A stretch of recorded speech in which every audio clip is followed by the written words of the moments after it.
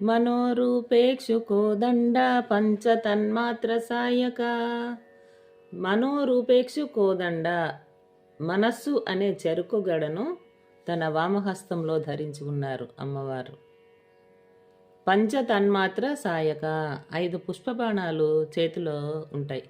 అవి పంచభూతాలను 5 బాణాలుగా తయారు చేసుకున్నారు ఆవిడ. పంచేంద్రియాలు, జ్ఞానేంద్రియాలు అన్నీ 5. మరి ఇవి చేసేటువంటి నాటకాలు ఇంత అంత కాదు, మనందరికీ తెలుసు. ఈ మనసును జ్ఞానేంద్రియాలను అదుపులో ఉంచుకోవడం ఎవ్వరికీ సాధ్యం కాదు. ఎందుకంటే అవి అమ్మవారి చెప్పు చేతల్లో ఉంటాయి కనుక.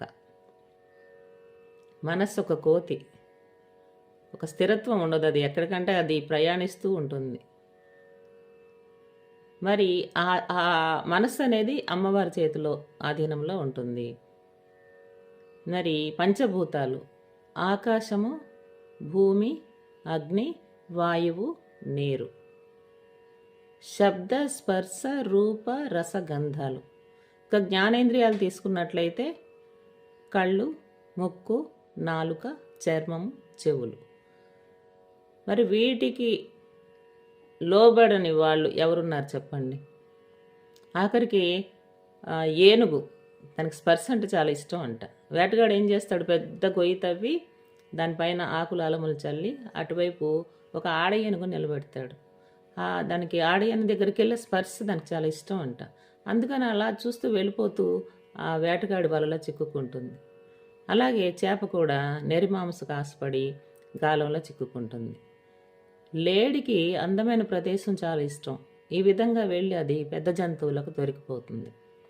పాముకి సంగీతం చాలా ఇష్టం. పాముల వాడు ఊత్తూ ఉంటే దొరికిపోతుంది.